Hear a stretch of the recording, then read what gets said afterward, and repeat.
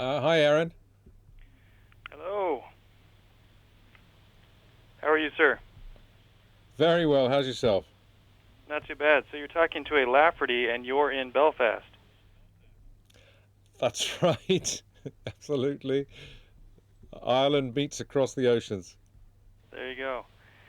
So I guess we'll get right to it because I don't have a lot of time. Thor Sure. comes out on DVD this week, and you were at the helm of this movie, which was definitely kind of a different kind of a superhero movie. Can you talk to us about that?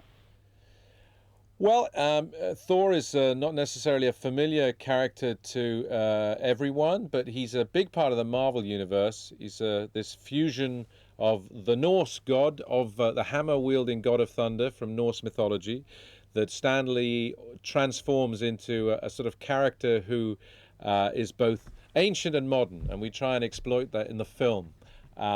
He lives in Asgard, has family problems with his great king father, Tony Hopkins, as Odin, and he comes to Earth where he has to learn a very harsh lesson through partly the love and humour found with a good woman in the shape of Natalie Portman. So it's a sort of a journey of the voyage away and the return, classical and contemporary, and with a little serious intent, and actors who were cast well and acted so well, I think, but who also didn't take themselves too seriously. So I think ultimately it feels like a superhero movie with an unusual center. Right. It's a little bit more regal than some of the other superhero movies we're used to. And but yet you've made it very modernized, very accessible. These characters kind of break through that mysteriousness. Not to mention he's from another universe or another dimension, however you want to say. Exactly, and when we felt that I certainly did, starting it, the fish out of water, the God on earth, and in fact finding the human quality, paradoxically enough, in a film about a god, was going to be the key.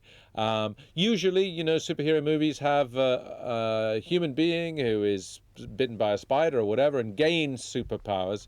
We reversed it completely. We had a man preordained to have superpowers who loses them, and in so doing, learns a great deal about himself and perhaps the way to actually earn and deserve those superpowers.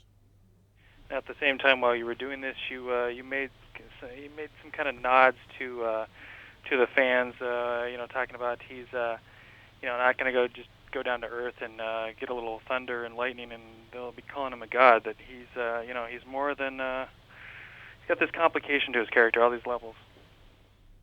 Yeah, we try and bring that to bear because the material in the comic books, the material in the myths is so rich. There's so many different kinds of ways the character can go. But certainly, we like the fact that he has family problems. He has a brother who is an unusual brother, and he has a father who has a problem with letting go of running the family business. Sort of echoes of something like The Godfather.